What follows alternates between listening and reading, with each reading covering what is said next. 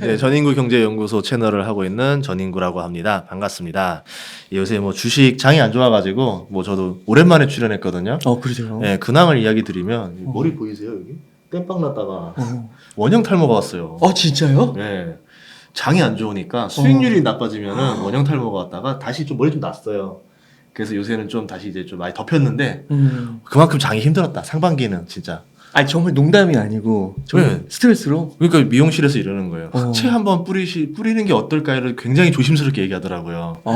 그 정도로 상태가 안 좋았어요 이러면서. 근데 소장님 제일 셀럽이신데 제가 봤을 때 주식 쪽에서 가장 핫하신 분인데 최근에.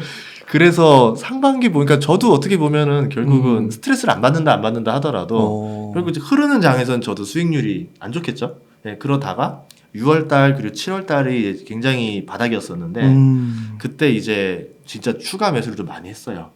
근데 다행히 장이 한 2달간 반등이 왔어요. 미국 기술주 중심으로 보면. 그러면서 이제 머리가 다시 나더라고요.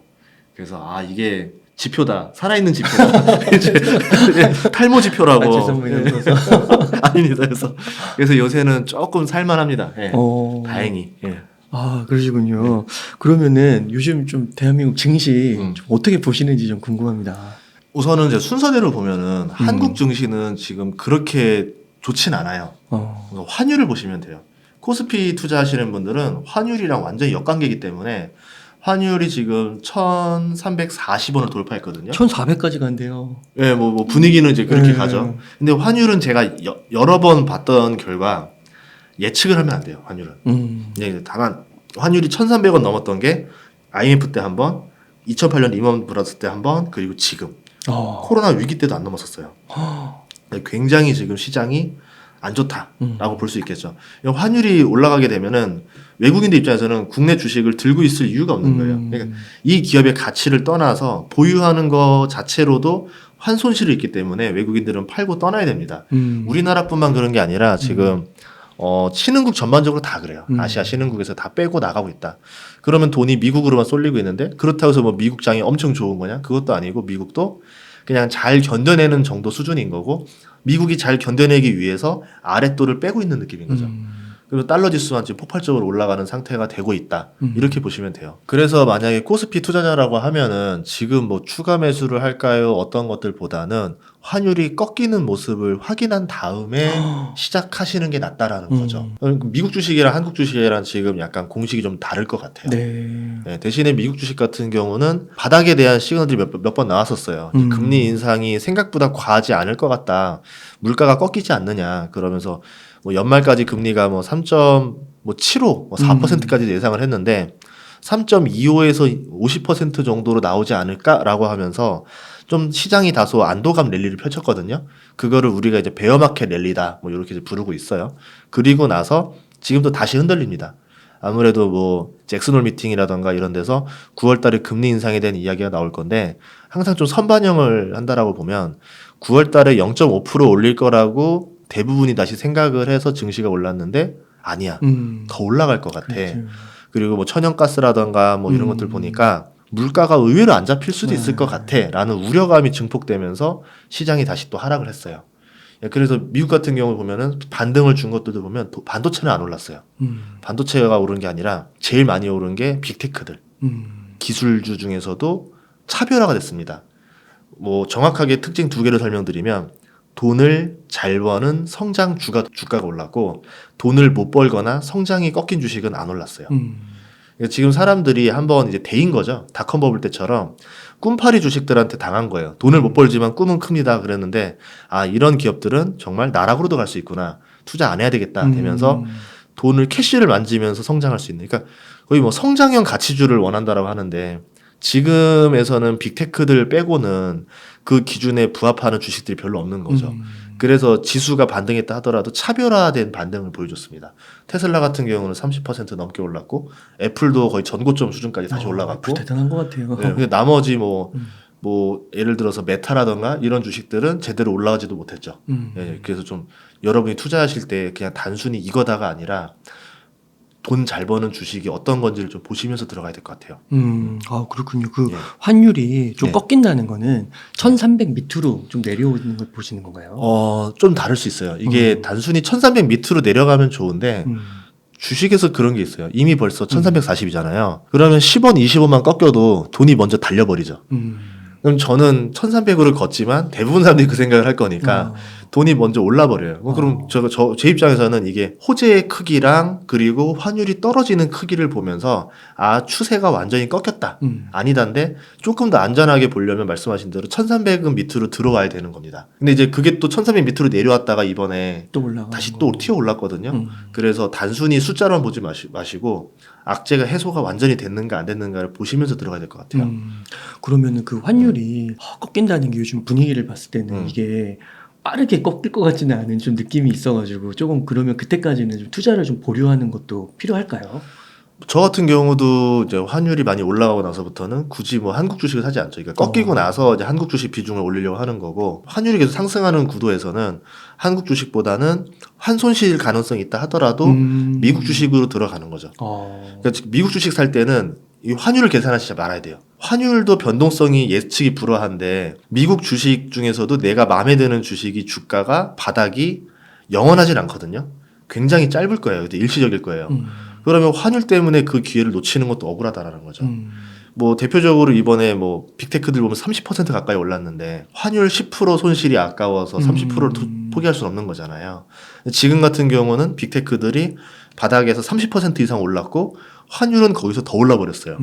이 구간에서는 또 찝찝한 거죠. 이런 것들을 보다 보면은 지금 관점에서는 미국 주식도 좀 찝찝하고 한국 주식도 찝찝하고 근데 그 찝찝함을 가지고 굳이 또 들어가기도 애매하고 그럴 때는 차라리 안 들어가는 것도 낫다라는 거죠.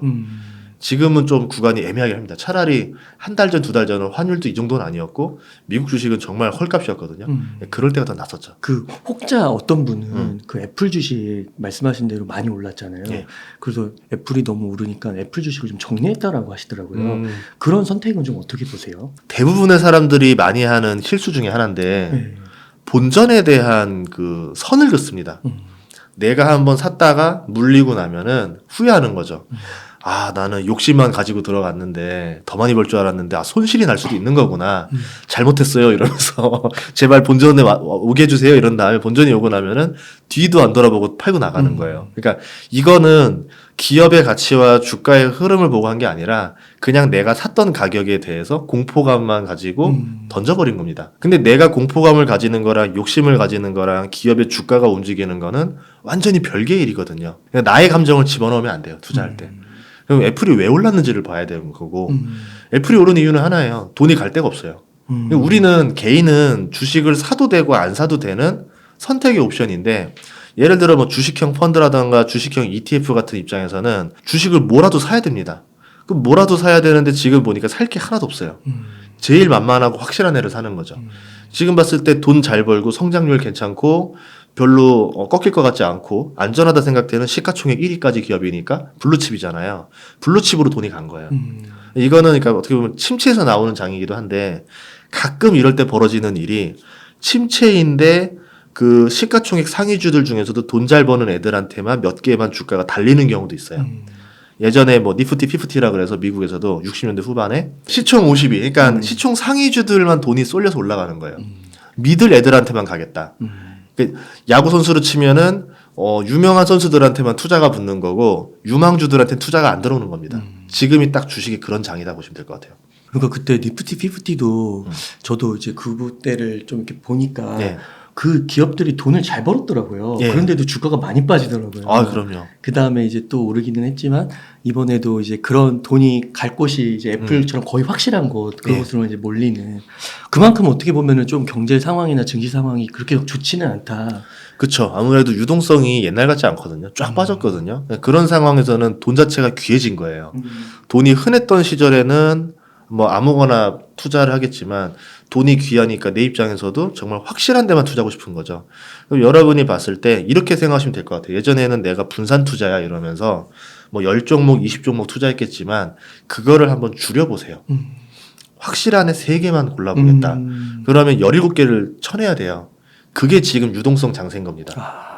그러면 여러분은 종목 수를 줄여야 되는 상황이라는 거죠. 옛날처럼 뭐 계란을 한 바구니에 담지 마라라고 말하지만 워렌 버핏도 분산 투자 안 하거든요. 확실한 애들한테 돈을 집중해 버립니다. 예, 그런 투자가 오히려 하락장, 침체장에서 더 낫다라고 봐요. 그러니까 하락장에서는 조금 더 종목을 줄여서 집중하는 게 좀 필요한 거네요. 예. 아, 네, 그렇군요. 그러면은 그 소장님께서 한 6월 때까지는 조금 힘드셨다고 했잖아요. 예. 스트레스 좀 받으시고 그때는 어떻게 보면 싸다고 판단을 한 건데 이게 더 빠져서 그런 걸까요? 하락장에 시그널이 몇 개 있어요. 뭐 사람마다 서로 그거를 찾아내는 기법은 서로 달라요. 근데 다만 제가 찾아내는 기법은 대중의 심리를 좀 섞습니다. 공포감에 잔뜩 질려 있어야 돼요. 그 특징 중에 하나가 주변에 우선은 주식하는 사람이 없어야 돼요. 저희 직원 중에 아무도 주식을 안 하기 시작하더라고요. 이제 투자랑은 빠이빠이 하면서 떠나요. 예, 그러고 나서 그리고 최근에 보니까 뭐 동학개미든 서학개미든 많이 떠났어요. 지하철에서 주식하는 사람이 안 보여요. 팔 사람이 많이 팔았다라는 거고 저는 뭐 유튜브를 하다 보니까 댓글을 보면은 주식에 대해서 좀 긍정적인 뷰를 얘기하면은 나쁜 글들이 많이 달려요. 근데 부정적인 뷰를 얘기하면 칭찬 일색으로 달려요. 그 얘기는 대부분의 사람들이 지금 하락한다라고 무게를 싣고 있다라는 거죠. 그럼 이런 상황에서는 팔 사람은 굉장히 많이 팔았다. 들고 있는 사람이 많지 않을 것이다라는 겁니다. 거기서 나왔던 현상 중에 하나가 악재가 터지니까 주가가 안 떨어져요. 이미 벌써 팔 사람 다 팔았기 때문에 나쁜 소식이 나와도 떨어지질 않는 거예요. 팔 사람이 없으니까. 결국 주식이라는 게 뭐 여러 호재 악재들을 이야기하지만 결과적으로는 파는 사람과 사는 사람의 수급의 차이로 가격이 발생하는 거거든요. 파는 사람은 다 팔았다. 악재도 상관없다 이제. 살 사람은도 무서워서 못 산다. 뭐 조금 사는 사람이 용기 있는 사람이 나타나기도 하고 그러면서 가격이 어느 정도 다져지는 거예요. 오르진 않습니다. 다른 현상 중에 하나가 그때 7월 달에 그 현상이 3번 나왔는데요. 두 번째 현상은 떨어져요. 악재가 나온 날 떨어지는데 다음날 그만큼 다 도시 똑같이 회복해요. 아니면은 세 번째는 이유 없이 그냥 올라버려요. 이제 호재 없어도 그냥 가요. 이제 더 이상 이거 파는 힘이 약해졌다라는 거죠. 그러면은 이럴 때는 뭐 단기적으로 더 오를지 장기적으로 더 갈지는 몰라도 우선은 바닥의 징후는 보였다라고 볼 수 있다라는 거죠. 아, 그렇군요. 예, 근데 이런 상황에서는 주변 누구한테 주식 투자하라 말도 못해요. 보통 진짜 주식을 사야 될 때는 누구한테 추천할 수 없는 상황이 보통 진짜 바닥인 경우가 많더라고요. 그러면 지금 한 2000, 진짜 한 300까지 갔다가 예. 지금 그래도 또 한 조금 올라왔잖아요. 예. 1-20% 올라왔는데 지금은 그러면은 어느 정도 바닥은 물론 또 떨어질 수도 있지만 어느 정도 바닥은 나왔다 뭐 이렇게 봐도 될까요? 지금 상황에서는 좀 달라요. 아, 그래요? 예. 밈주가 유행했어요, 최근에. 민주. 밈주가 유행하는 걸 보면서 아직 좀 멀었다. 아. 그 인플레도 그렇습니다. 기대 인플레라는 게 있고 인플레가 있어요. 사람들이 지금은 경기가 침체돼서 물가가 떨어졌지만 나중엔 다시 오를 거야. 내년에는 물가 다시 살아날 거야. 라는 기대감을 가지면 물가가 안 떨어져요. 마찬가지로 주식 같은 경우도 이번에 한번 바닥을 찍었다가 살짝 올라와 보니까 그치 오를 줄 알았어 했던 사람들이 쫙 사들인 거예요. 이런 사람들이 또 많이 있으면은 또 안 오르는 거예요. 밈주 현상이 나왔을 때 보통 주식을 좀 안 하고 싶죠. 보통 증시에서 나쁜 현상 중에 하나인데 그런 걸 봤을 때는 증시가 조금 더 가기에는 좀 뭔가 제 입장에서는 좀 안 좋은 모습 하나를 봐서 좀 긍정적으로 보고 있지는 않아요. 그러니까 민주 현상까지도 안 나와야 바닥이 된다고 예. 봐야 되는 거죠. 다 떠나야 됩니다. 그 민주라는 거는 약간 단기적으로 투자를 하시는 분들이 아직 여전히 좀 있고 현금을 예. 갖고 있는 분들이 있고 약간 유행성 투자라고 봐야 될 것 같아요. 기업의 가치보다는 뭐 약간 커뮤니티라던가 이런 젊은 친구들이 많죠. 이런 친구들이 이거 주식 우리가 밀어주자. 이러면서 사가지고 주가를 올려버려요. 그러면서 유행을 타는 거거든요. 트렌드를 타버리는 주식이라 해서 기업의 가치와는 또 많이 다르죠. 보통 이제 공매도 세력과 연결되어 있는데 일반적으로 막 하루에 300%씩 오르고 그게 이제 저번 주 내내 그랬었거든요. 이런 현상이 보면 그렇게 긍정적이지는 않다. 예. 그래서 환율과 지금 벌어지고 있는 현상을 봤을 때는 예. 아직 뭐 찐바닥 이런 것까지는 아직은 잘 예. 모른다. 좀 의심이 간다. 예. 그렇게 좀 볼 수 있을 것 같고. 그러면은 혹시 소장님은 그런 시나리오도 좀 그리시나요? 한 언제쯤 좀 이게 주식을 조금 적극적으로 담아도 될 시기가 도래할까? 이게 올지 안 올지를 모르지만 온다라고 하면 진짜 바닥 신호겠죠. 여기서 한 번 더 진짜 내 그럴 줄 알았다 할 정도의 큰 폭락이 와야 돼요. 근데 그게 올지 안 올지는 아무도 몰라요. 예. 다만 이제 사람들이 그거를 긴장하고 두려워하는 거죠. 만약에 근데 그때 터졌다라고 하면은 그거는 정말 바닥의 신호가 나올 수도 있겠죠. 근데 이 바닥이라는 게 세 가지가 있습니다. V자가 있고요. V자라고 해서 바닥을 찍자마자 한 달도 안 되는 시간 안에 다시 회복을 해주는 거예요. 굉장히 강한 반등이죠. 이러려면은 증시의 분위기뿐만 아니라 정책적으로 밀어줘야 돼요. 코로나 때처럼 갑자기 막 금리를 무제한으로 뭐 내리겠다, 돈을 막 엄청나게 풀어주겠다, 막 이렇게 되면은 그거를 믿고 사람들이 이제 투자로 들어가면서 V자가 나오는 거고, 예를 들어 2008년이라든가 이런 게 같은 경우는 반등을 주는 척 하다가 뭐 다시 또 떨어지기도 하고, 뭐 이중 바닥 나오기도 하고, 다시 좀 회복되는 줄 알았더니 2011년에 한 번 더 떨어지면서 신용등급 강등되고 이러면서 또 한 번 또 충 하고 떨어지는 거거든요. 그래서 바닥의 횟수라던가 층을 보시면 안 되고 이렇게 보셔야 돼요. 부동산 관점으로 보시는 게 나아요. 이럴 때는 그냥 내가 원했던 기업이 몇 개 있었는데 그 기업이 너무 싸게 나왔어.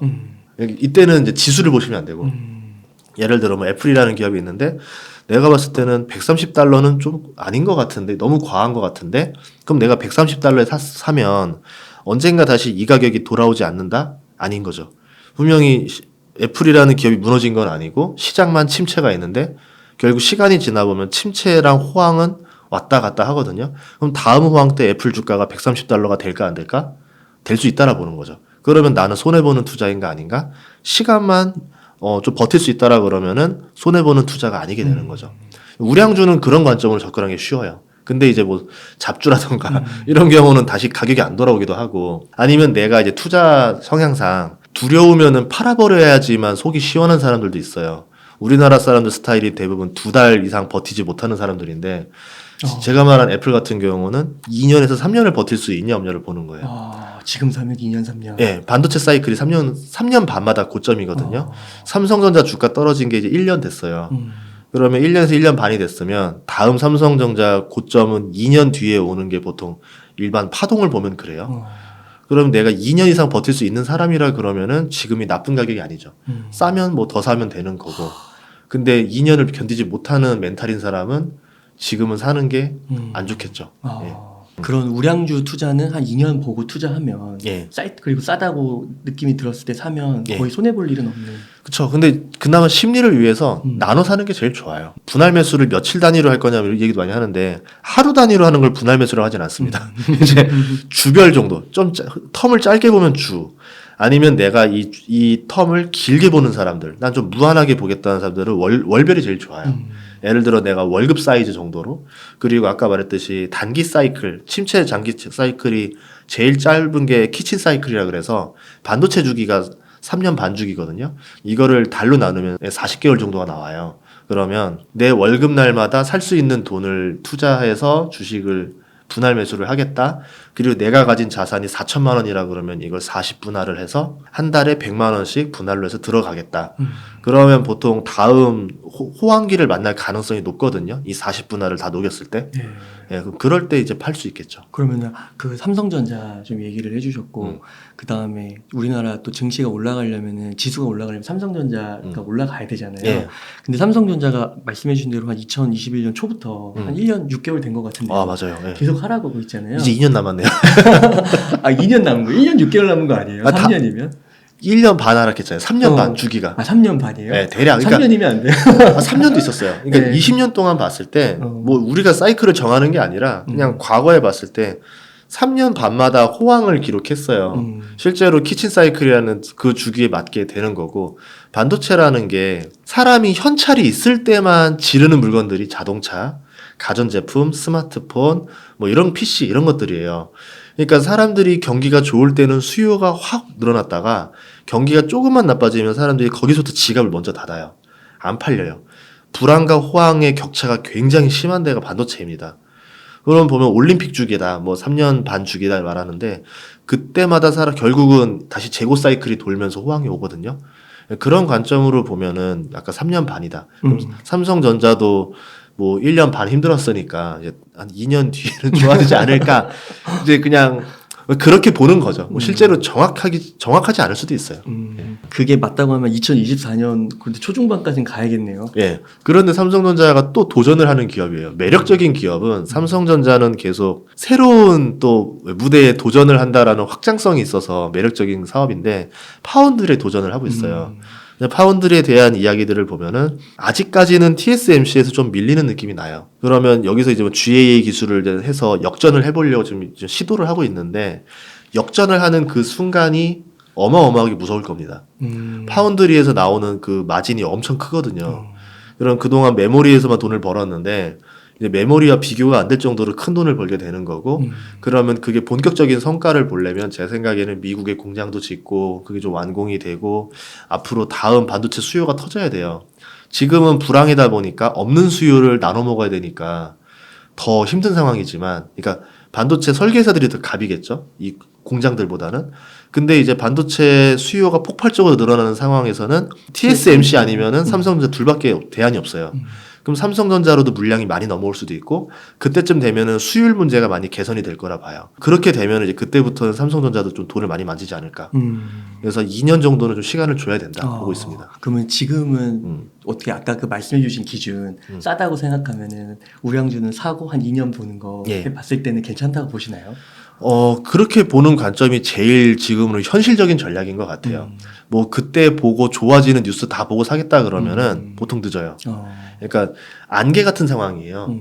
이 안개가 밝을지 안 밝을지 모르지만 아주 기본적인 철학은 그겁니다. 낮이 있으면 밤이 있고 밤이 좀 낮이 있어요. 그럼 지금은 밤이라 봐요, 사람들이. 그러면 내가 새벽의 타이밍을 잴 필요는 없지만 내가 좀 시간에 여유가 있다 그러면 어차피 조금 있으면 다 낮이 된다. 해는 뜬다. 그럼 해가 떴을 때 누가 돈을 벌 거냐? 당연히 돈을 벌 수 있는 애들이 있거든요. 경기가 좋아지면 반도체는 안 팔릴 수가 없는 사업인 거죠.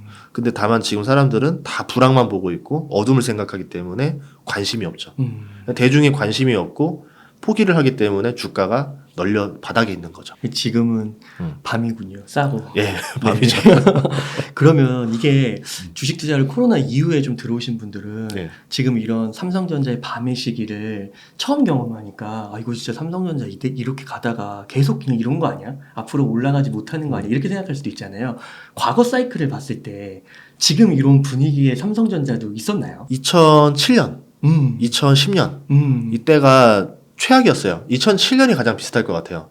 삼성전자 주가가 60만 원 넘지 못하는 이유를 애널리스트들이 막 해서 막 그 경제 주간지에 도배가 됐었거든요. 60만 원이 넘는다라고 하면은 다들 팔아버릴 거고 애널들이 진짜 그랬어요? 기관에서. 왜냐하면 세계적인 관심을 받는 기업이니까 세계적으로 가치 밸류가 정확히 평가된 시세 가격이 이거다.